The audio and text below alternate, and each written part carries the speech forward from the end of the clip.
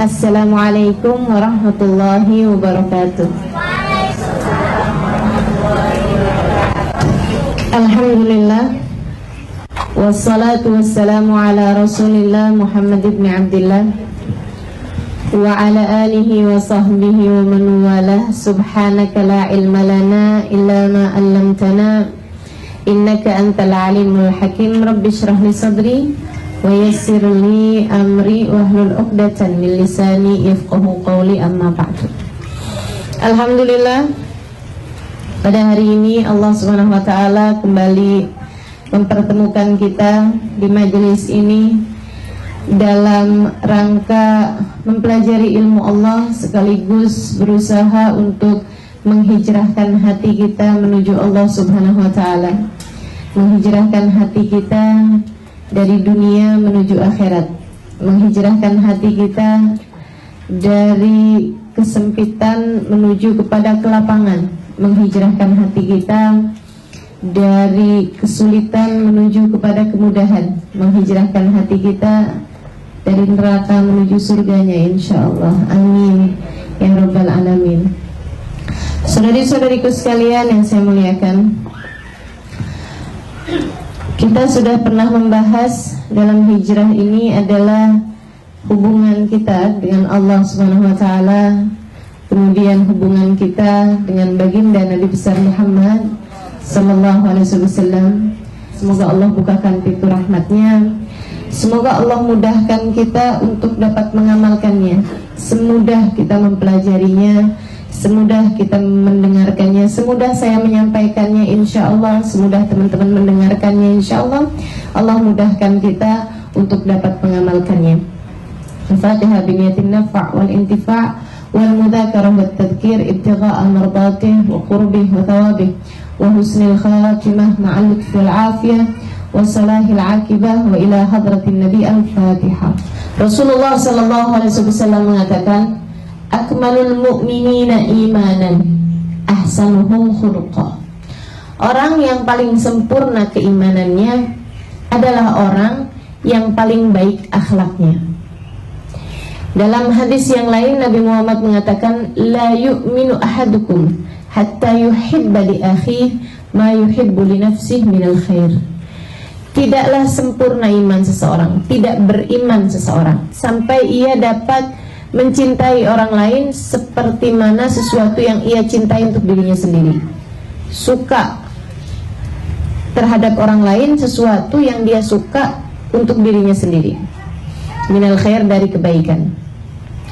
Saudara sekalian yang saya muliakan, ada banyak sekali hadis-hadis yang menggabungkan antara akhlak yang solehah dengan iman. Banyak sekali. Man kana yu'minu billahi wal yawmil akhir falyukrim jarah. Man kana yu'minu billahi wal yawmil akhir falyaqul khairan aw liyasmut. Siapa yang beriman kepada Allah dan hari akhir, hendaklah dia memuliakan tetangganya. Memuliakan tetangga kan bagian dari akhlak. Man kana yu'minu billahi wal yawmil akhir falyukrim dhaifah. Siapa yang beriman kepada Allah dan hari akhir, hendaklah ia menghormati tamunya. Siapa yang beriman kepada Allah dan hari akhir, hendaklah ia berkata benar, berkata baik, atau kalau tidak diam. Antara iman sama akhlak ini seringkali digabungkan. Seringkali Allah Subhanahu wa taala menjadikannya sama. Maksud saya seperti ini. Allah tidak berkata siapa yang beriman kepada Allah dan hari akhir, hendaklah ia banyak membaca Al-Qur'an. Itu kan sesuatu yang jelas. Baca Al-Qur'an hubungan langsung antara kita dengan Allah, hubungan langsung antara kita dengan hari akhir. Al-Quran akan menjadi pemberi syafaat bagi kita di hari akhirat. Itu semua kita sudah memahaminya. Siapa yang beriman kepada Allah dan hari akhir, hendaklah dia tidak meninggalkan sholat misalnya. Itu sesuatu yang kita dapat mudah memahaminya. Tapi ini Nabi Muhammad mengatakan siapa yang beriman kepada Allah dan hari akhir, hendaklah ia memuliakan tetangganya. Ini kan antara iman dengan akhlak, begitu ya. Kenapa seringkali digabungkan? Karena ternyata orang yang paling mulia akhlaknya adalah orang yang paling sempurna keimanannya. Orang yang sempurna keimanannya di sini maksud saya adalah orang yang tidak lagi melihat si fulan sebagai si fulan, tapi melihat si fulan sebagai hambanya Allah. Saudaraku sekalian yang saya muliakan, Ketika kita punya bos, kita punya atasan, kita misalnya bekerja di sebuah perusahaan, kita punya atasan yang sangat kita muliakan, sangat kita hormati, sangat kita harapkan dia nggak memecat kita, nggak mem-PHK kita. Orang yang begitu baiknya luar biasa, sering kasih kita bonus, sering kasih kita hadiah dan lain-lain sebagainya. Satu hari misalnya, dia kemudian bilang sama kita, saya akan kirimkan sama kamu utusan saya, atau anak saya atau siapapun, untuk untuk kamu beri dia sesuatu, misalnya gitu ya, untuk ngobrolin masalah apa misalnya atau apapun. Ketika dia datang, kita tidak melihat dia sebagai si fulan itu, mau anaknya kecil kek, ternyata yang dikirim adalah orang anak kecil misalnya gitu ya, atau misalnya orang yang dikirim itu orang yang cacat misalnya, atau yang dikirim itu orang yang seperti apapun. Kita ngadepin dia nggak sama dengan ketika kita ngadepin, mohon maaf nih, ceritanya yang dikirimin rada-rada budak misalnya kita kalau ngadepin orang budak kan suka rada naik darah kan gitu ya, kita ngomong gini, apa maksud saya begini loh, apa misalnya gitu kan naik darah tuh. Tapi ketika kita ingat bahwa ini adalah utusan dari bos saya, ini adalah orang yang nanti akan menyampaikan kepada bos kita apa yang kita sampaikan, bagaimana perlakuan kita kepadanya, sehingga nanti akan bermasalah bukan sama dianya, tapi masalah sama bosnya. Kita akan lebih berakhlak kepada dia, bukan begitu? Kita akan muliakan dia, budak-budak, tapi kita bilang, maksud saya seperti ini, gimana kalau saya tulis aja misalnya. Atau ada cara-cara yang manis kita akan perbuat kepada orang tersebut, bukan karena kita lihat dianya, tapi karena kita lihat yang mengutusnya. Saudariku sekalian yang saya muliakan, ada banyak hamba-hamba Allah SWT berakhlak begitu mulianya, karena mereka tidak melihat kepada orang yang dia berakhlak dengannya, akan tetapi dia melihat kepada siapakah Tuhan mereka semuanya. Kita berbuat sama mereka sebagai pergaulan kita kepada Allah SWT. Kita berhubungan dengan mereka sebagai hubungan kita dengan Allah SWT, karena mereka adalah hamba-hambanya Allah. Saudaraku sekalian, mereka adalah orang-orang dengan akhlak-akhlak yang luar biasa. Mari kita contoh. Baginda kita Nabi besar Muhammad SAW, manusia yang paling mengajarkan kepada kita akhlakul karimah, manusia yang paling mengajarkan kita budi pekerti paling luhur, maha luhur, paling indah, luar biasa. Sampai Allah berkata tentangnya, wa innaka la'ala khuluqin adzim. Akhlaknya kepada manusia begitu indah karena beliau melihat manusia sebagai hamba-hambanya Allah. Dan beliau adalah seorang yang diutus Allah SWT untuk menyampaikan agama. Beliaunya merupakan perwakilan Allah, dan beliau melihat hamba-hambanya ini sebagai hamba-hambanya Allah SWT. Beliau lihat manusia yang ada di sekelilingnya hamba-hambanya Allah. Sampai-sampai Nabi Muhammad SAW tidak pernah terdengar memaki orang, tidak pernah terdengar seumur hidupnya mencaci orang, tidak pernah terdengar seumur hidupnya berkata kasar tentang orang lain. Bukan hanya kepada orang, bukan hanya kepada orang, bahkan ma'aban Nabi ta'aman qat, Nabi tidak pernah mencela bahkan makanan sekalipun. Ini ishtahu akalah wa in karihahu tarka. Bayangkan ini, bayangkan seseorang yang sepanjang hidupnya tidak mengerti cara mencaci, sepanjang hidupnya dia tidak pernah memaki, sepanjang hidupnya dia tidak pernah berkata kasar kepada orang lain, memarahi orang lain, nggak pernah sama sekali alaihi salatu wassalam. Bahkan beliau tidak pernah mencaci makanan. Kalau beliau suka beliau akan makan, kalau beliau tidak suka beliau hanya tidak makan, begitu aja. Tidak terlihat bahkan dari raut wajahnya seperti beliau tidak suka gitu, nggak ada ceritanya. Nabi disuguhkan yang ada bawang-bawang mentahnya, Nabi nggak makan, gitu aja. Nggak dicaci maki habis-habisan, ini makanan bikin mulut bau nih, kenapa disuguhin sama saya begini segala macam, nggak ada. Tidak akan pernah terdengar yang seperti itu alaihi salatu wassalam. Indah luar biasa. Indah luar biasa. Karena beliau sangat merasakan bahwasanya perlakuannya kepada setiap orang adalah perlakuannya kepada Allah. Adalah perlakuannya kepada Allah. Berhenti di sebuah pohon, di dekat sebuah pohon beliau beristirahat tidur. Di situ sahabatnya melihat Nabi Muhammad tidur lelap di bawah pohon. Mereka semua kemudian menjauh karena khawatir mengganggu tidur Nabi Muhammad alaihissalam. Datang musuh Allah yang namanya Da'tur. Dia ambil pedangnya Nabi yang memang tergeletak di situ. Dia buka pedang Nabi itu, dihadapkan kepada Nabi Muhammad SAW. Yahudi, penuh kebencian kepada Nabi. Pas di leher Nabi Muhammad alaihissalam. Ya Muhammad. Nabi buka mata, pedang pas di lehernya. Manil ladzi yansuruk in qataltuka fi hadzal makan. Siapa yang bisa tolong kamu kalau kamu aku bunuh di tempat ini? Subhanallah, Nabi melihat pedang di situ, Nabi melihat Da'tur di situ, faham urusan bahwa ini adalah drama dengan sebuah skenario yang sutradaranya adalah Allah yang telah mengutusnya. Kan begitu. Ini kalau kita bisa pahamin ini nih dalam segala urusan, semua yang ada di atas muka bumi ini adalah pemeran-pemeran drama yang skenarionya telah ditulis oleh seorang sutradara, oleh satu sutradara namanya Allah. Mudabbir likulli syai', ma min syai'in fis samawati wal ard. Tidak ada segala sesuatu yang ada di atas ini la wa yusabbih bitasbih, kecuali semuanya mensucikan Allah, semuanya patuh, semuanya tunduk kepada Allah Subhanahu wa taala. Maka dia memahami itu. Da'tur tidak akan bisa menggerakkan pedangnya kecuali dengan izin Allah. Da'tur tidak ada kemudian pedangnya sampai di lehernya kecuali dengan izin Allah. Maka ketika Nabi kemudian ditanya seperti itu, tidak ada kepanikan, tidak ada ketakutan, tidak ada kekhawatiran. Ketika ditanya seperti itu, Nabi kemudian menjawab, siapa yang membunuh kamu wahai Muhammad? Allah.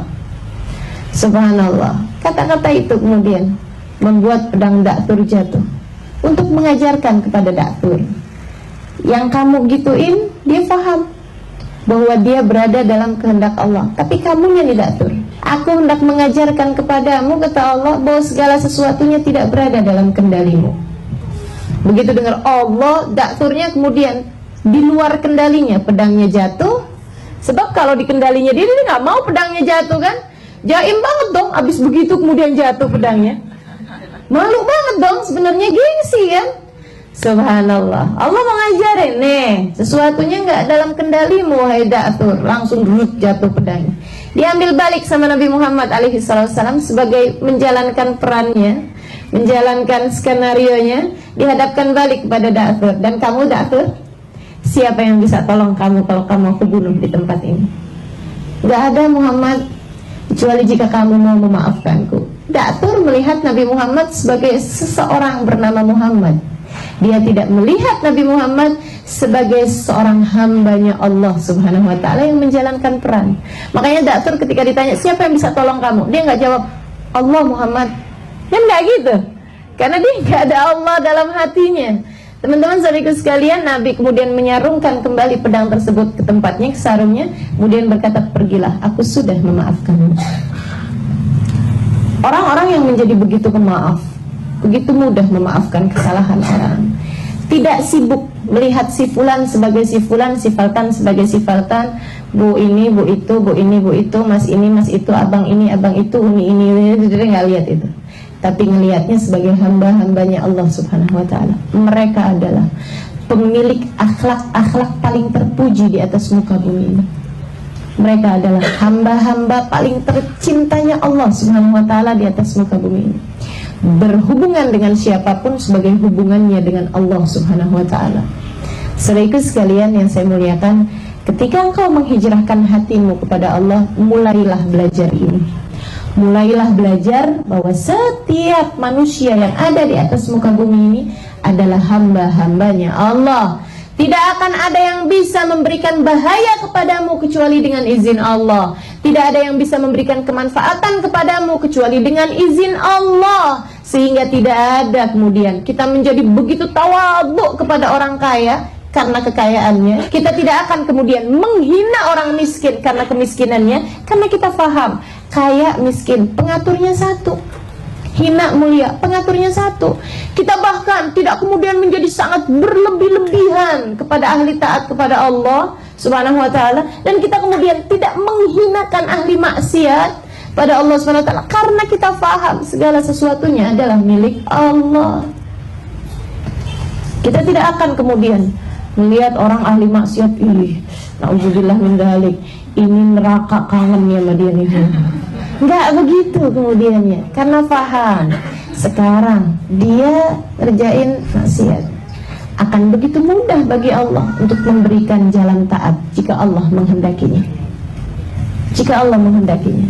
Dan ketika saya sekarang dimudahkan untuk mengerjakan taat pun begitu mudah bagi Allah jika hendak mencabut hidayah itu kembali, sehingga kemudian menjadikan kita sebagai ahli maksiat seperti dia itu. Maka bagaimana mungkin saya mencaci sesuatu yang mungkin untuk menjadi saya di kala yang lain. Maka ketika kemudian melihat maksiatan, melihat orang berbuat maksiat, dia hanya akan berdoa, ya Allah, berikanlah hidayahmu kepadaku dan kepadanya. Ya Allah, jangan pernah cabut hidayah yang kau telah anugerahkan kepadaku, dan karuniakanlah hidayah tersebut kepadanya, ya Allah. Hamba-hamba yang berhubungan dengan Allah Subhanahu wa ta'ala ketika ia berhubungan dengan sesama manusia, maka kemudian muamalahnya kepada Allah menjadikan dia bermuamalah yang baik kepada orang-orang yang Allah perintahkan dia untuk berbuat baik kepada orang tersebut. Misalnya Allah secara khusus memerintahkan kepada kita untuk berbuat baik kepada semuanya, tapi Allah bilang, anishkurli wali walidayk, terima kasihlah kepadaku. Oh pasti ya Allah, bukankah segala sesuatunya engkau yang memberikan? Tapi kata Allah, wali walidayk, terima kasih pula lah kepada orang tuamu.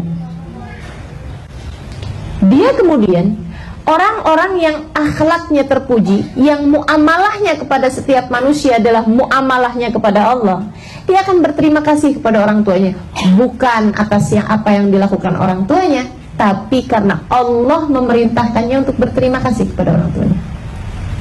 Dia akan berusaha berbakti kepada orang tuanya, bukan karena siapa orang tuanya, bukan karena siapa orang tuanya, bukan karena orang tuanya adalah orang yang memang telah begitu sayang kepada dia, adalah karena begini, karena begitu, bukan. Tapi karena Allah memerintahkan dia untuk berbakti kepada orang tuanya. Sehingga tidak ada bedanya bagi orang tersebut antara orang tuanya adalah orang taat yang luar biasa dengan orang tuanya adalah orang yang bagaimanapun keadaannya, karena ia tidak berbakti kepada orang tuanya karena orang tuanya, ia berbakti kepada orang tuanya karena Allah. Semoga bisa dipahami dengan mudah, saudaraku sekalian, karena ini sangat penting. Dan ini yang sangat menjadikan kita orang-orang yang beriman kepada Allah berbeda dengan yang lain-lain. Segala kemuliaan akhlak yang kau lihat dalam diri siapapun, gitu ya, itu disebabkan karena ia memahami hal ini. Orang yang belum memahami hal ini hanya akan terjebak dengan perlakuan orang kepada dia. Dia berbuat baik sama orang lain karena orang tersebut berbuat baik pada dia. Tapi ketika orang tersebut tidak berbuat baik kepada dia, dia pun akan hilang akhlaknya. Karena ia berbuat baiknya cuma karena dia itu. Tapi orang yang sudah berbuat baiknya karena Allah SWT melihat Allah dalam diri setiap hambanya, melihat Allah dalam diri setiap makhluknya. Orang ini akan kita lihat menjaga lisannya, menjaga pandangannya, menjaga hatinya, menjaga perilakunya, karena ia tahu bahwa ia tidak bermuamalah dengan manusia, akan tetapi ia bermuamalah dengan Allah. Ia tahu bahwa ia tidak berhubungan dengan manusia, akan tetapi ia berhubungan dengan Allah. Saudariku sekalian yang saya muliakan, maka kita pun lihat juga hamba-hamba Nabi Muhammad seperti mana yang tadi saya sudah ceritakan. Kasih Allah SWT, sahabat-sahabat Nabi Muhammad SAW, demikian perlakuannya kepada setiap manusia. Ia melihat Allah dalam diri setiap manusia. Saudaraku sekalian yang saya muliakan, ada satu kisah menarik yang saya juga tuliskan di buku Pilar Cahaya tentang Sayyidina Abu Bakar As-Siddiq alaihi ridwanullah, yang diceritakan oleh Sayyidina Umar bin Khattab alaihi ridwanullah. Sayyidina Umar satu ketika dia ada lihat Sayyidina Abu Bakar ini setiap pagi hari habis beres-beres urusan masjid, habis beres-beresan urusan rumahnya, selalu pergi ke satu tempat yang cukup terpencil, yang cukup keluar dari daerah pemukiman Mekah, daerah pemukiman Madinah maksud saya.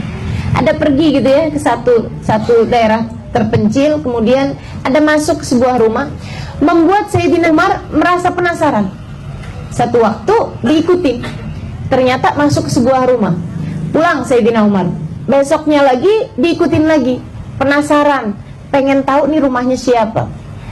Apa Sayyidina Abu Bakar kawin lagi mungkin, gitu ya, naroin istrinya di istri barunya karena nggak pengen ketahuan orang-orang atau apalah gitu ya, di sebuah tempat gitu kan, atau apa mungkin, ataukah itu adalah amanat Nabi Muhammad alaihi wasallam dan hal-hal yang lainnya yang ada dalam pikiran Sayyidina Umar bin Khattab.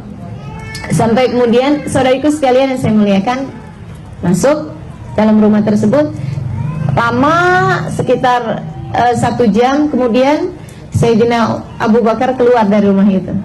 Begitu Sayyidina Abu Bakar keluar, sudah kira-kiranya cukup jauh, Sayyidina Umar balik masuk ke rumah tersebut, pengen tahu. Rumah yang sangat miskin Papa, rumah yang sangat miskin sekali. Subhanallah. Habis itu kemudian beliau masuk, mendapati ada seorang perempuan tua, sangat tua, buta dan sudah sangat lemah.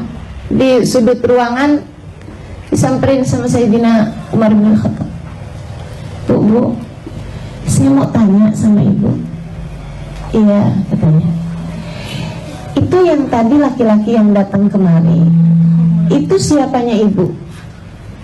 Barangkali gitu ya, itu ternyata misalnya anak saya dari anak tiri saya misalnya begitu, atau apapun yang masih keluarga, entah itu keponakan, entah itu apa gitu.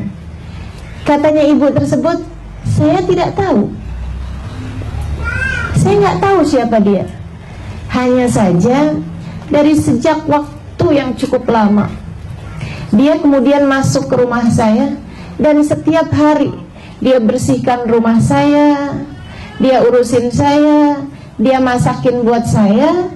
Untuk kemudian masakannya itu udah mateng, dia kemudian suapin saya. Habis itu dia cucikan piringnya, dia kemudian pulang. Setiap hari dia kerjakan seperti itu untuk saya. Itu khalifahnya. Sayyidina Abu Bakar waktu itu menjabat sebagai khalifah. Khalifah itu di atasnya presiden. Kebayang bisa begitu mulia akhlaknya, karena dia tidak memperlakukan perempuan tersebut sebagai salah satu rakyatnya. Akan tetapi beliau memperlakukan perempuan tersebut sebagai hambanya Allah, yang dia diperintahkan untuk berbuat baik kepada setiap hamba-hambanya Allah SWT. Luar biasa benar. Saudariku sekalian yang saya muliakan, Sayyidina Abu Bakar, Sayyidina Umar bin Khattab alaihi ridwanullah, ketika ia kemudian menjabat sebagai khalifah pun demikian, karena melihat perilaku-perilaku agung yang dicontohkan Nabi, perilaku agung yang dicontohkan Sayyidina Abu Bakar, beliau pun kemudian mengikutinya. Sayyidina Umar bin Khattab alaihi ridwanullah, saudariku sekalian yang saya muliakan, satu hari beliau tengah berjalan-jalan, lagi jalan-jalan, tahu-tahu di sebuah perkampungan yang cukup jauh dari perkotaan Madinah, ada laki-laki teriak-teriak. Ada laki-laki tolongin saya, tolongin saya. Sayyidina Umar segera datengin ke situ. Kenapa Pak? Dan Sayyidina Umar pakaiannya tidak menunjukkan bahwa beliau adalah seorang khalifah. Dan zaman itu kan juga nggak ada poster-poster, jadi orang juga nggak terlalu tahu mukanya Umar bin Khattab itu seperti apa. Cuman kalau kemudian mereka dengar, maksudnya nama gitu ya, mereka semua akan tahu bahwa beliau adalah seorang khalifah. Tapi kan memang mereka ini adalah orang-orang yang ketika menjabat sebagai khalifah sekalipun tidak penting baginya bahwa dia adalah seorang khalifah. Tidak melihat khalifah sebagai sebuah kekuasaan. Akan tetapi yang dia lihat dari situ adalah sebuah amanat yang dibebankan Allah Subhanahu wa taala kepadanya. Akhirnya kemudian, ada apa Pak? Pak, ada apa Pak? Istri saya mau melahirkan, saya nggak tahu nih mau minta tolong sama siapa, saya tidak bisa melakukannya. Kata Sayyidina Umar bin Al-Khattab, baik Pak, sebentar ya Pak ya. Beliau pun kemudian lari. Nggak lama kemudian beliau ambil istrinya di rumah. Ada beliau punya istri yang sangat muda, adalah merupakan putri dari Sayyidina Ali bin Abi Thalib yang bernama Sayyidah Ummu Kalthum. Sayyidah Ummu Kalthum, putri dari Sayyidina Ali bin Abi Thalib, dari Sayyidah Fatimah Zahra, itu menikah dengan Sayyidina Umar bin Al-Khattab alaihi ridwanullah. Umur pautnya sangat-sangat jauh sekali. Dan ini juga nih perhubungan yang terjadi di antara para sahabat-sahabat Nabi Muhammad SAW dengan ini menikahkan anaknya dengan si ini nikahkan anaknya dengan sini. Itu adalah merupakan menunjukkan bahwa di antara mereka saling ada menghormati, saling ada cinta, saling ada kedekatan. Tidak seperti sebagian yang orang-orang sampaikan bahwa antara Sayyidina Ali bin Abi Thalib dengan Sayyidina Umar ada ketidakcocokan, apalagi ada permusuhan. Ini orang-orang yang tidak mengenal, paham bahwasanya mereka adalah pemilik keimanan sempurna, karena mereka adalah orang-orang terdidik di bawah asuhan baginda kita Nabi besar Muhammad sallallahu alaihi wasallam. Teman-teman saudaraku sekalian yang saya muliakan, dia ambil kemudian istrinya yang adalah merupakan cucu Nabi Muhammad sallallahu alaihi wasallam. Sayyidina Umar kemudian bawa masuk istrinya itu, dibilang ada perempuan mau melahirkan, nggak ada bidannya, saya minta tolong kamu. Lebih wahai suamiku, lebih wahai Amirul Mukminin. Beliau kemudian masuk dan diurusin perempuan tersebut, cucu Nabi Muhammad alaihi wasallam. Perempuan yang maksudnya di rumah tersebut tuh sangat-sangat sederhana, sangat-sangat miskin. Dia kemudian, istrinya ini Sayyidah Ummu Kalthum kemudian berkata kepada Sayyidina Umar bin Al-Khattab, wahai Umar, bagaimana jika engkau menjerangkan untukku air panas untuk bersih-bersih, untuk ini apa segala macam. Dikerjakan. Sayyidina Umar bikinin air panasnya. Suaminya kebawa panik dan dia nggak sempat nanya ini siapa nih bantuin. Ya Allah, subhanallah. Sampai habis selesai lahir bayinya, dibersihin bayi tersebut oleh Sayyidah Ummu Kalthum. Sampai jadi cakep, bersih bayinya, apa kotor-kotorannya di situ semuanya dibersihkan. Karena orang baru melahirkan kan nggak berdaya sama sekali. Habis semuanya bersih, semuanya cakep, spraynya diganti, ini itu apa segala macam, bayinya dikasihin. Kemudian begitu lahir juga minta deh suaminya untuk mengadani, mengkomati sebagaimana yang diperintahkan oleh Nabi Muhammad SAW. Bawa keluar, diadanin, dikomatin, kemudian habis selesai dibawa masuk lagi, dikasihkan kepada perempuan tersebut. Habis selesai semuanya rapi, mereka kemudian berpamitan. Dan nggak kepengen juga ngasih tahu gitu ya. Apalagi dengan tambahan, nanti kalau ada pemilihan lagi saya begitu mau keluar, dia baru tanya, terima kasih, saya nggak tahu apa yang harus saya perbuat kalau saja kalian tidak ada di rumah ini. Kalau boleh saya tahu namamu? Sayyidina Umar mengatakan, anak Umar bin Al-Khattab. Khalifahnya Umar bin Khattab yang itu. Umar bin Khattab yang khalifah. Dia bilang, iya betul, dan ini istri saya Ummu Kalthum binti Ali bin Abi Thalib, atau Ummu Kalthum bintu Fatimah bintu Nabi sallallahu alaihi wasallam. Ya Allah, luar biasa, mengalir air mata haru. Gimana mungkin anaknya begitu lahir yang ngurusin adalah cucunya Nabi Muhammad sallallahu alaihi wasallam. Yang ngebidanin adalah khalifah, yang ngebidanin adalah cucu Nabi Muhammad, yang jerangin airnya khalifah. Kebayang, luar biasa, subhanallah. Mereka tidak memperlakukan manusia sebagai si fulan si sultan. Mereka memperlakukannya sebagai hamba-hamba Allah Subhanahu wa taala. Mereka adalah orang-orang mulia di atas muka bumi ini karena mereka memuliakan setiap manusia.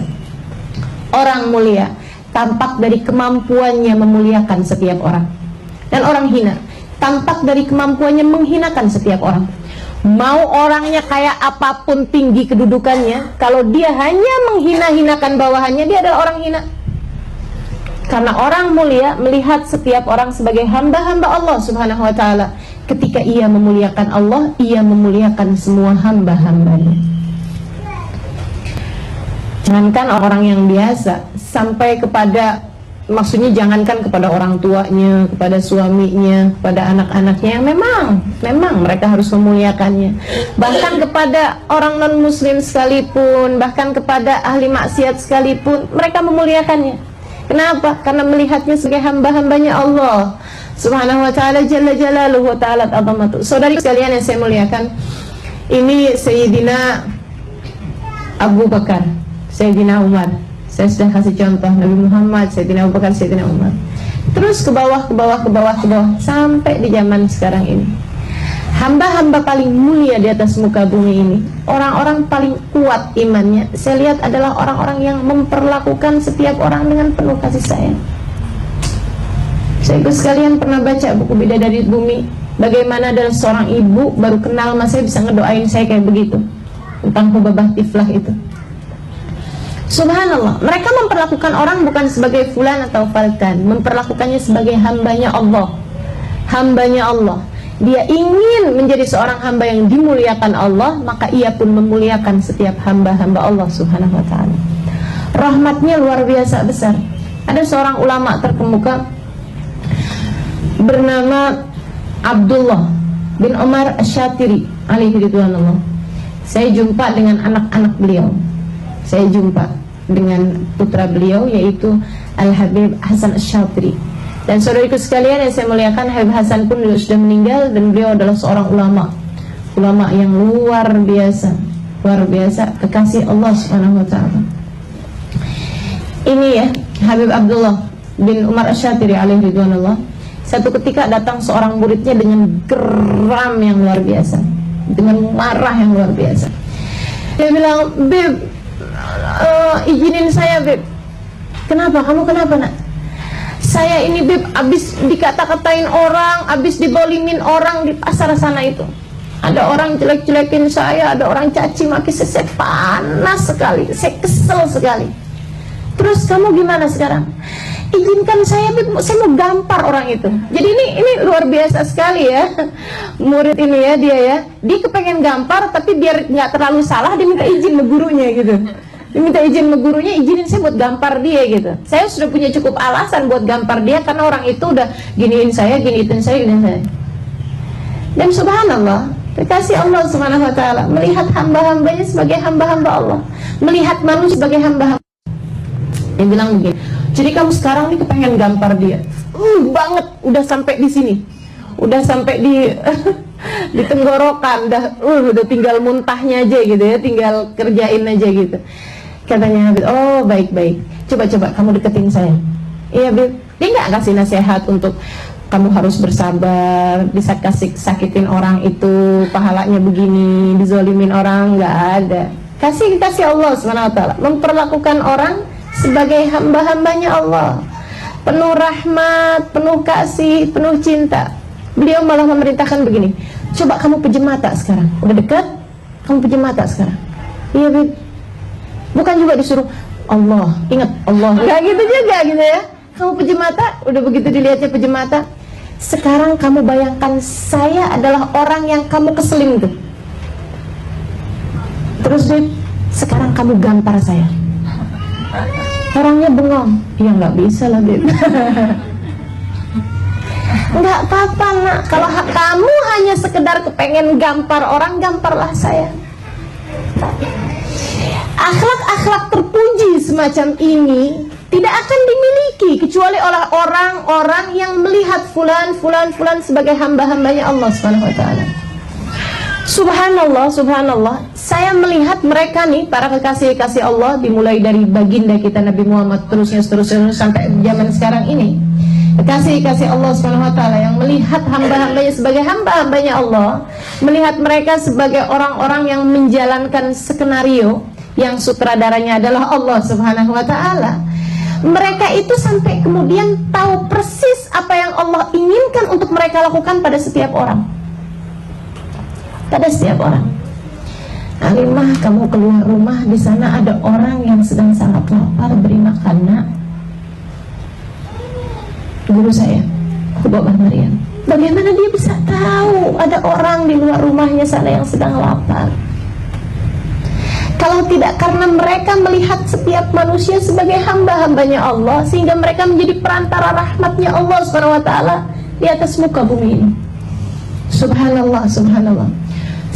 Dan itu nggak cuman orang di luaran sana, di Indonesia. Saya punya guru di Jawa Tengah sana, di Tegal. Satu hari saya sedang bincang-bincang sama beliau, tiba-tiba aja beliau panggil istrinya. Dia panggil istrinya, kemudian istrinya datang, dia bilang apa? Di luar sana, rumahnya besar, sangat besar sekali. Di luar sana ada orang lagi jalan menuju rumah kita, dia sangat lapar. Beri dia makan. Saya sampai, oke, ini hamba-hamba tercinta Allah Subhanahu wa Ta'ala melihat manusia sebagai hambanya Allah. Allah pun bagi tahu kepada mereka kasih sayang, rahmat yang luar biasa. Mereka menjadi penebar-penebar rahmat di atas muka bumi ini, memaknai makna, melanjutkan apa yang dilakukan oleh nabinya. Wa ma arsalnaka illa rahmatan lil alamin. Tidaklah kami utus engkau wahai Nabi Muhammad kecuali sebagai penebar rahmat buat alam semesta. Mereka pun menjadi yang seperti itu. Izinkan saya bercerita. Seorang kekasih Allah Subhanahu wa Ta'ala bernama Sayyidina Syekh Abu Bakar bin Salim alaihi ridwanullah. Ini kekasih Allah yang luar biasa. Saya tidak jumpa dengan beliau. Beliau wafat sekitar 400-an tahun yang silam. Jadi saya nggak jumpa karena saya belum hidup zaman itu. Iya, tapi kisah-kisah tentang beliau dan karangan-karangan, kitab-kitab karangan beliau saya baca. Kisah-kisahnya seringkali saya dengar. Dan saya pernah sampai di rumah tempat beliau dulu tinggal. Saya pernah sampai di ma'bad tempat beliau dulu beribadah. Saya pernah sampai di makam beliau. Saya pernah sampai kepada cucu-cucu beliau. Dan yang saya ceritakan di buku Bidadari Bumi tentang Hubabah Khadijah.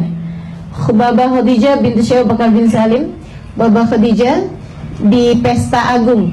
Itu adalah salah satu dari keturunan beliau, cucu-cucu beliau, dari Sayyidina Syekh Abu Bakar bin Salim ini. So itu sekalian yang saya muliakan, ada kisah yang sangat indah sekali diceritakan tentang Sayyidina Syekh Abu Bakar bin Salim. Begini nih ceritanya. Ada seorang laki-laki yang menjadi ulama di Mekah. Ulama besar dia di Mekah, punya banyak murid, punya ini apa segala macam. Dan beliau itu juga berguru pada Sayyidina Syekh Abu Bakar bin Salim. Begitu ya. Di masa mudanya, dan juga sampai sekarang pun ada banyak, maksudnya kalau ada pertanyaan-pertanyaan apa beliau suka tulis-tulisin untuk nanti ditanyakan. Kalau beliau tidak tahu jawabannya, dia akan tanyakan kepada gurunya itu. Satu hari beliau ini ada permasalahan pelik dengan istrinya sampai mereka hampir pisah sama istrinya. Dia ini istri ulama ini ya, seorang ulama di Mekah ini. Lagi ada masalah sama istrinya, kemudian istrinya juga sampai dengan pokoknya udah kayak nggak ketemu deh, titik temunya tuh nggak ada, sampai mereka mau berpisah.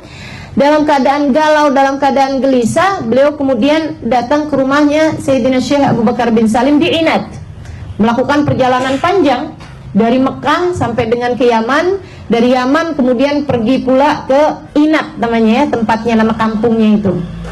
Sampailah kemudian di Hadramaut, di kota Inat itu, di rumahnya Sayyidina Syekh Abu Bakar bin Salim. Begitu nyampe, ahlan wa sahlan, duduk sama gurunya. Kemudian gurunya bilang gini, kamu ada pertanyaan-pertanyaan ya yang kamu mau tanyakan kepada saya.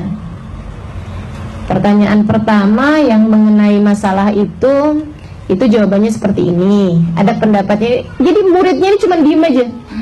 Pertanyaan kedua yang mengenai ini jawabannya seperti ini, ada pendapatnya Imam Syafi'i, ada pendapatnya Imam Malik dalam masalah ini begini-begini segala macam, dan guru saya memilih pendapat yang begini.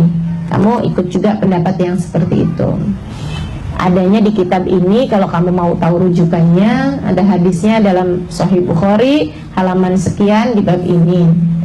Semuanya jawab pertanyaan-pertanyaannya. Subhanallah. Kemudian ada beliau dikasih sama pelayannya Sayyidina Syekh Bakar bin Salim, dibawakan nampan gitu ya, yang berisi kopi untuk beliau bagikan kepada tamunya tersebut. Dia tuangkan 3 gelas, padahal orangnya hanya ada 2, beliau sama tamunya tersebut. Beliau kemudian tuangkan 3 gelas kopi di tempat itu. Beliau ambil 1 di tempat beliau untuk beliau minum, beliau bagikan kepada tetamunya itu. Kemudian beliau ambil yang satu gelas lagi itu, jalan ke jendela. Jalan ke jendela. Di sana tuh kalau ruangannya atas ini ya, tingkat. Jadi beliau itu di atas, di ruangan atas, beliau pergi ke jendelanya. Ada tokoh istilahnya orang Arab itu jendela yang kecil, suka buat ngeliatin. Kalau teman-teman pernah lihat rumah-rumah di Arab dulu, ya, suka ada jendela kecil di atas bangunan buat ngeliatin kalau ada tamu di luar, gitu. Kecil aja jendelanya. Itu beliau menuju ke situ, dia bawa nih sambil gelas ini, sambil berkata seperti ini. Amma mas'alatak ma'a zawjatak faqad aslahna. Adapun masalahmu dengan istrimu, kami sudah memperbaikinya. Kita sudah bikin damai, kita sudah akurin kamu sama istrimu itu. Kita bilangnya. Sambil kemudian beliau bawa kopi tadi ini keluar, set. Habis itu kemudian beliau masuk lagi. Habis itu ngobrol urusan-urusan lain tentang dakwah ini apa segala macam. Selang beberapa hari sudah beliau tinggal di Inat ini, beliau kemudian pulang kembali ke Mekah sambil mikir-mikir, ini istri saya mau bukain pintu apa enggak, ini masalahnya ini ya, ini istrinya ini masih marah apa enggak, kayak gitu. Subhanallah, begitu beliau ketuk pintu, istrinya bukain pintu dengan selamat datang, waalaikumsalam warahmatullahi wabarakatuh. Udah dandan, udah rapi, udah cakep, udah kayak tahu gitu kalau suaminya mau pulang. Untuk kemudian dia suguhkan makanan, segala macam pokoknya. Dan dia sebelum makan itu dia bilang, bang maafin saya bang ya, yang kemarin-kemarin itu ya, saya dimaafin ya, saya akan coba lagi untuk menjadi istri yang lebih baik bagi kamu. Sampai suaminya bengong-bengong, kamu nih kesambet di mana? Padahal lagi waktu jalan itu sedang sangat marah sekali, tapi sekarang kok kamu bisa menjadi seperti ini, gimana ceritanya? Dia bilang, iya bang, waktu abang pergi itu, dia bilang besokannya, kan perjalanan dengan hari itu, dia bilang, hari yang dia berjumpa dengan Sayyidina Syekh Bakar bin Salim. Hari itu ada seorang lelaki tua datang berkunjung ke sini. Dia kemudian ngobrol sama saya, nasehatin saya, urusan-urusan untuk saya perbaiki hubungan denganmu, untuk begini. Dia kata-katanya indah banget, saya sampai terharu sekali, saya sampai nyesel telah berbuat seperti itu kepadamu. Oh ya, dia kemudian ada kasih saya kopi. Dia ada kasih saya kopi, saya masih simpen cangkirnya kalau kamu mau lihat. Dia bilang gitu. Habis itu dia kemudian pergi begitu aja. Habis itu saya jadi rindu terus kepadamu, saya jadi kangen terus. Saya sampai doain kamu setiap malam. Dan dia juga ada kasih tahu saya bahwa kamu akan datang hari ini. Kamu akan nyampe di rumah hari ini, jam ini. Jadi saya udah siap-siapin diri. Dia bilang gitu. Subhanallah. Dia saya kemudian pergi ke dapur untuk melihat gelas tersebut, dan sungguh demi Allah itu adalah gelas sama Sayyidina Syekh Bakar bin Salim ke jendela tersebut sambil mengatakan, adapun masalahmu dengan istrimu saya sudah memperbaikinya. Kekasih Allah subhanahu wa ta'ala. Kenapa bisa mereka berbuat seperti itu, menjadi kepanjangan tangan Allah subhanahu wa ta'ala dalam menebarkan rahmat? Karena mereka melihat manusia tidak sebagai manusia, tapi sebagai hamba-hamba Allah subhanahu wa ta'ala di atas muka bumi ini. Saudariku sekalian yang saya muliakan, ini mereka kekasih Allah. Artinya bahwa saya bukan ingin mengambil kekeramatannya mereka untuk saya bahas di sini, akan tetapi yang saya ingin ambil adalah rahmat dan kasih sayang mereka terhadap setiap hamba-hambanya Allah. Jika mereka bisa mengasihi sampai kepada orang yang ya datang dari Mekah sini untuk urusan damai dengan istrinya apa segala macam, padahal bukan anaknya, bukan apa-apanya gitu ya, maka kita bagaimana setidaknya dengan orang-orang terdekat kita. Kita andai tidak bisa berbuat baik kepada setiap makhluknya Allah Subhanahu wa taala di atas muka bumi ini, setidak-tidaknya bagaimana kabarmu dengan orang tuamu? Bagaimana kabarmu dengan suamimu? Bagaimana kabarmu dengan anak-anakmu? Bagaimana kabarmu dengan tetangga-tetanggamu? Bagaimana kabarmu dengan sahabat-sahabatmu? Adakah kau hanya akan berbuat baik kepada mereka yang telah berbuat baik kepadamu? Itu namanya bukan buat baik, itu namanya balas budi. Teman-teman saudariku sekalian yang saya muliakan, adakah engkau hanya akan memuji orang yang memang memujimu dan mencaci mereka-mereka yang kemudian berbuat jahat kepadamu? Itu namanya bukan memuji, tapi balas puji, balas budi aja. Teman-teman saudariku sekalian yang saya muliakan, yuk kita tebarkan rahmat. Ngelihat orang tua kita jangan sebagai ibu fulana bintu fulan, bapak fulan bin fulan, tapi melihatnya sebagai orang yang Allah Subhanahu wa taala telah menjadikan mereka sebagai orang tua saya. Yang Allah perintahkan kepada saya, anishkurli wali walidaik. Berterima kasihlah kepadaku dan berterima kasihlah kepada orang tuamu. Seseorang yang Allah Subhanahu wa taala telah memerintahkan kita untuk berbuat, wahfid lahuma janaha dzulli minar rahmah. Bentangkanlah kepada kedua orang tuamu sayap-sayap kerendahan hatimu. Wala taqul lahuma uffin. Jangan pernah berani berkata kepada orang tuamu kalimat uff, kalimat kalimat Kalau saja ada kalimat lebih pendek daripada itu, Allah pasti akan menyebutkannya. Kalimat penyangkalan yang lebih pendek daripada itu, Allah nggak bilang janganlah kalian berkata kepada orang tua kalian tidak, karena tidak masih lebih panjang daripada uff. Uff itu orang Arab yang gitu loh, yang kayaknya yang enggak deh gitu ya. Dikerjain juga, tapi ada kata-kata yang gitu, yang artinya bahwa kita keberatan, menyiratkan kita keberatan terhadap permintaan orang tua. Itu kata Allah, jangan kamu berkata yang seperti itu. Wa qul lahuma qaulan karima. Ucapkanlah kepada kedua orang tua kalian qaulan karima, ucapan-ucapan yang dermawan. Emang ada gitu ucapan yang dermawan? Ada, itu di atas ucapan baik. Allah itu kalau sampai membahasakan kariman, qaulan kariman, ucapan yang dermawan, itu di atasnya qaulan hasanan, atau di atas qaul sidq, berkata benar, berkata baik. Di atas itu qaul karim, itu ucapan yang dermawan, yang kita kalau dapat ucapan tersebut lebih kita sukai daripada kita dikasih sesuatu oleh orang itu. Misalnya saat suami kita berkata kepada kita, aduh saya tuh ya punya istri kamu tuh hadiah Allah paling indah dalam hidup saya. Mauan mana diomongin gitu ama dikasih uang 100.000. Coba saya tanya beneran ya. Oke, omongan itu sama 1 juta, naikkan dikit. Hah? Jangan suruh milih katanya. Saya pengen milih, maksud saya ingin ngasih tahu bahwa ada kata-kata gitu ya, yang andai senilai ucapan itu tuh senilai, andai ucapan itu bisa dinilai dengan uang, itu tuh senilai uang yang sangat tinggi sekali nilainya. Itu yang Allah Subhanahu wa taala maksudkan dengan qaulan karima. Ucapkanlah kepada orang tuamu qaulan karima, ucapan-ucapan yang dermawan. Artinya bahwa kita sampaikan kepada ibu kita di saat dia bilang, maaf ya nak ya, mama udah bikin kamu susah. Mama, siapa bilang saya susah? Ini adalah kesempatan yang Allah bagi pada saya untuk saya bisa bahagiakan mama. Buat saya kalau bisa bikin mama tersenyum, aduh rasanya dunia dan seisinya gak ada artinya apa-apa.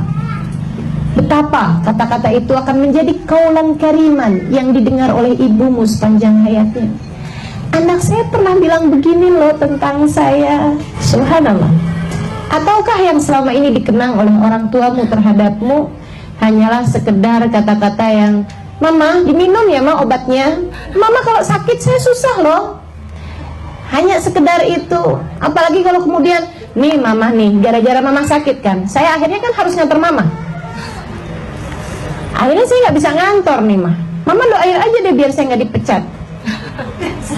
Ya Allah, ya Allah, ya Allah, ya Allah, ya Allah. Ayolah, mulai kita belajar melihat ibu kita sebagai seseorang yang telah dipilihkan Allah untuk engkau berbakti kepadanya. Dipilihkan Allah untuk engkau berada di atas muka bumi ini lewat mereka. Mudah-mudahan kita dapat mengamalkannya. Amin ya rabbal alamin. Mari lihat suamimu dengan kacamata yang seperti ini, karena jika ini kau lakukan, kau akan menjadi salah satu dari akhlak kariman, orang-orang yang berakhlak mulia di atas muka bumi ini. Lihatlah sebagai hamba Allah subhanahu wa ta'ala, lihatlah sebagai seseorang yang Allah telah mengizinkanmu untuk berjalan bersama-samanya menuju surga.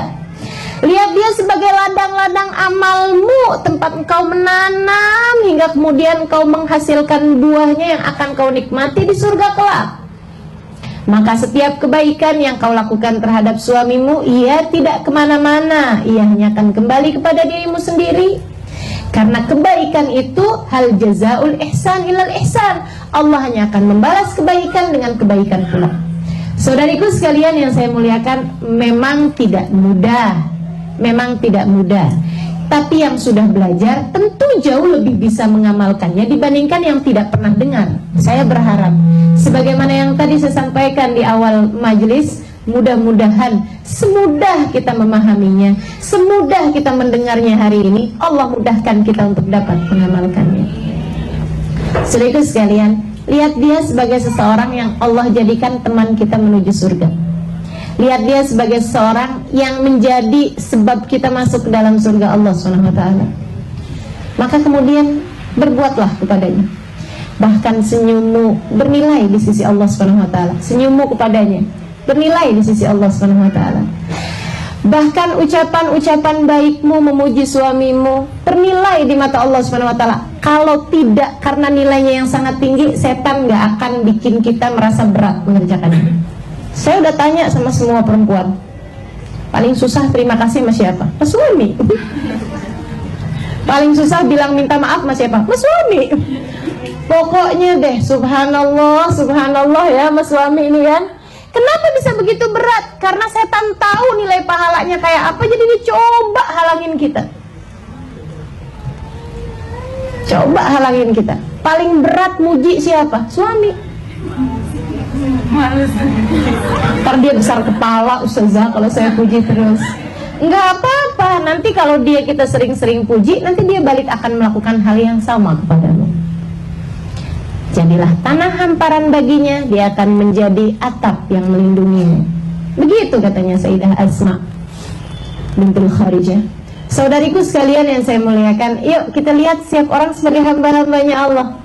Kita lihat perlakuan kita kepada setiap orang sebagai perlakuan kita kepada hamba-hambanya Allah, yang artinya adalah perlakuan kita kepada Allah.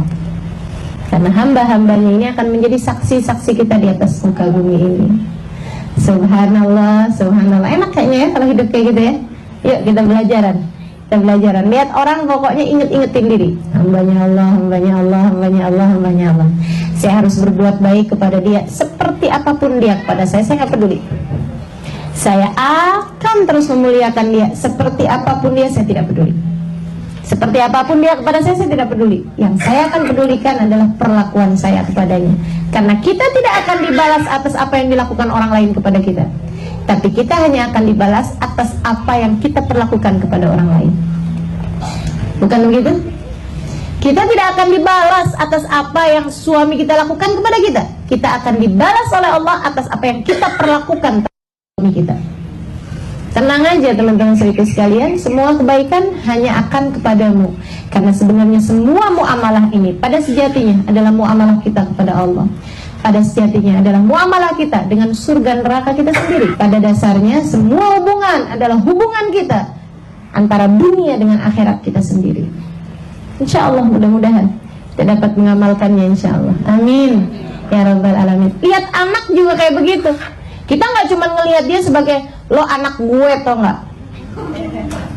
Kamu lahir dari rahimku, kamu harus nurut sama aku. Kamu kalau nggak nurut sama saya, durhaka. Kalau durhaka kamu masuk neraka.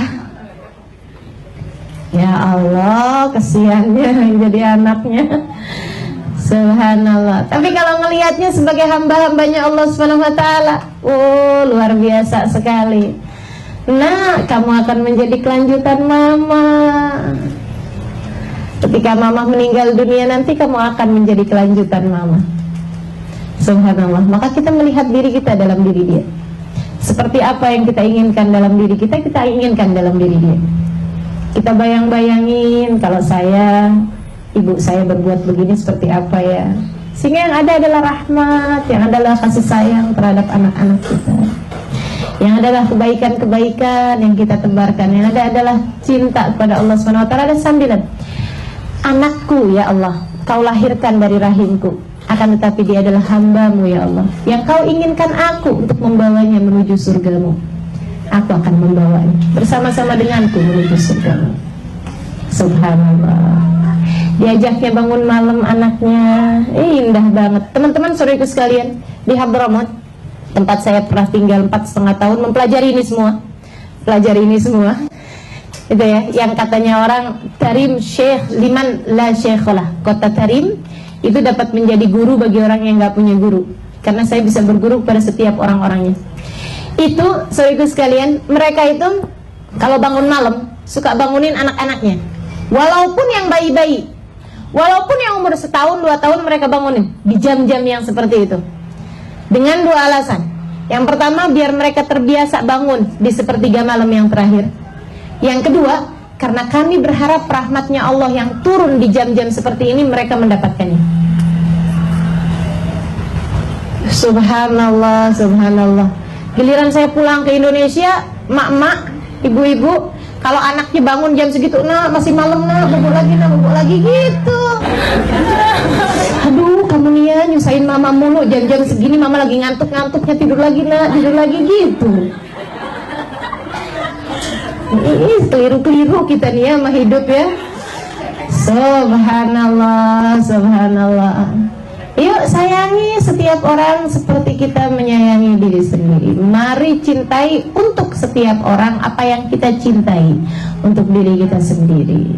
Karena perlakuan kita kepada orang lain adalah muamalah kita kepada Allah Subhanahu wa taala. Rabbana zalamna anfusana wa illam taghfir lana wa tarhamna lanakunanna minal khasirin. Rabbana atina fid dunya hasanah wa fil akhirati hasanah wa qina adzabannar. Da'wahum fiha subhanakallahumma wa tahiyyatuhum fiha salam. Akhiru da'wahum alhamdulillahi rabbil alamin. Sekali lagi, semoga semudah kita mendengarkannya, semudah itu pula Allah karuniakan kepada kita pengamalannya.